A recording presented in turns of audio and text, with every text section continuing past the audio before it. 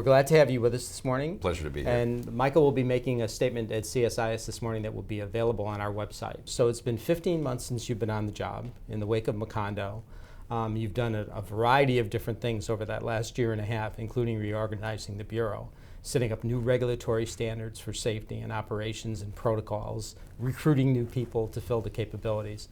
As you look back on the last 15 months, what are kind of the major challenges and maybe accomplishments that you like to think of? Well, you've just touched on some of them. I came in the midst of a crisis. The oil was still spilling into the Gulf of Mexico. So we faced the immediate challenges of dealing with that and the immediate aftermath of that, including the deepwater drilling moratorium. And then very quickly we needed to turn to reorganizing the Bureau, which I'm going to talk about in more detail today, to really allow the multiple missions of the agency to be pursued with the kind of commitment, dedication, and focus that MMS historically was not allowed to give because it had too many and some conflicting missions. So those are the circumstances under which I came in. The reorganization really from the beginning has been the long-range goal, and we're delighted obviously to be approaching the completion of that, which will be just a few days from now. But I think what gives me and my team the most satisfaction is the sense that we really have accomplished a tremendous amount in terms of enhancing the safety of offshore drilling, enhancing the environmental protection associated with offshore drilling, tightening up ethics standards, and really giving a change to the culture of the agency in a way that I think the agency needed.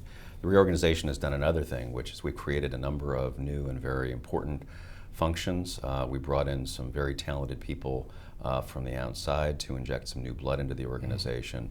So it's a body of work that not only I, but my entire team, we're very proud of. So now that the Gulf is safer in terms of process protocols, safety equipment, containment equipment, what are the prospects for international cooperation? They're excellent. We've actually done a lot of work on the international front. We have a series of programs that we work with the State Department to provide technical assistance to various countries that are just getting into the game of offshore drilling, because we think it's important to help them as they enter into this world. But we're also dealing quite frequently with our regulatory counterparts in the North Sea and elsewhere to see what we can learn from them and what they can learn from us. So the level of international engagement that we're now involved in, I think, is at an all-time high. Okay. And we're determined to keep that up because we think it's in everyone's benefit to have that at a high level. Not to say that there will ever be necessarily international standards that are universally applicable. That's not the goal here. Right. The goal is to learn from one another. So the question on the Arctic, special set of circumstances, what's been your experience when you look at the risks in the Gulf of Mexico versus the Beaufort or the Chukchi? Well, they are very different. Obviously very, very different kinds of environments, both in terms of the amount of exploration and development that's taken place historically, and with respect to the kinds of challenges that exist.